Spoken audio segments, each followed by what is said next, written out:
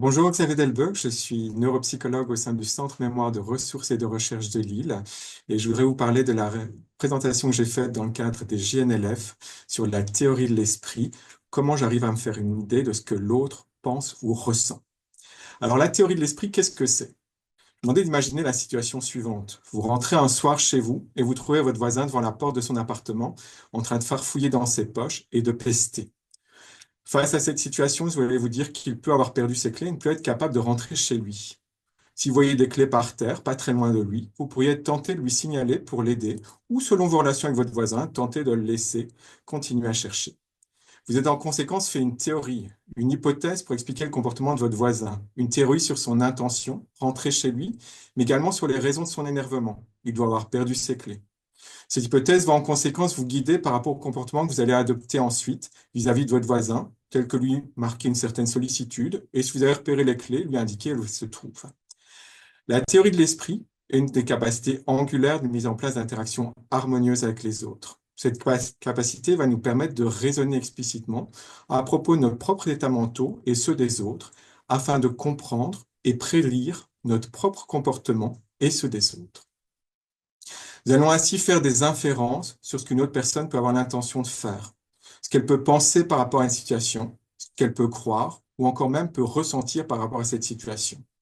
Il s'agit d'une théorie puisque ces états mentaux sont dans les faits inobservables.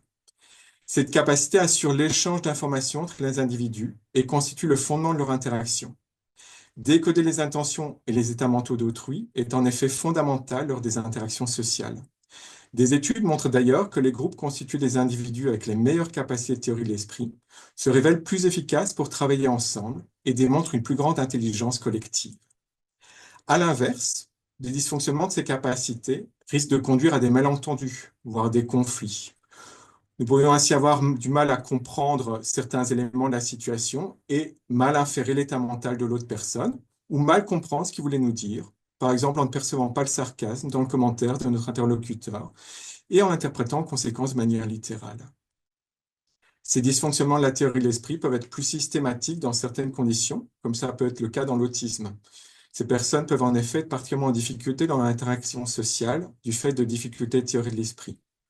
Elles peuvent avoir du mal à comprendre les sous-entendus ou les intentions cachées derrière les actions des autres, mais également avoir des problèmes à inférer l'état émotionnel d'une autre personne.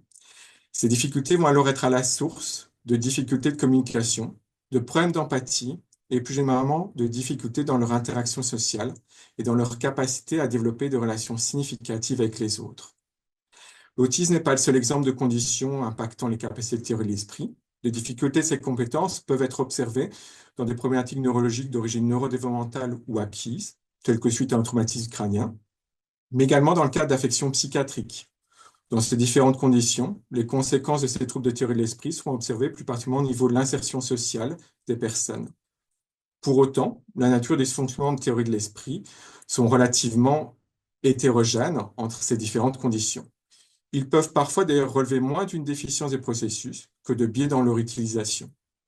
Ces biais peuvent amener une personne à interpréter de manière systématique les états mentaux d'autrui dans un certain sens, comme interpréter systématiquement le comportement d'autrui comme une tentative de persécution. Ainsi, de nombreuses problématiques neurologiques et psychiatriques sont susceptibles de donner lieu à diverses difficultés relevant du fonctionnement de ces capacités.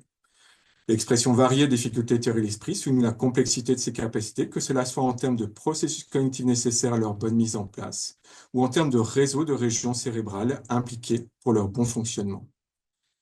La théorie de l'esprit est donc une compétence cognitive complexe, mais fondamentale pour nos interactions sociales. Elle nous permet de comprendre les autres, de communiquer efficacement et de développer des relations significatives avec d'autres personnes.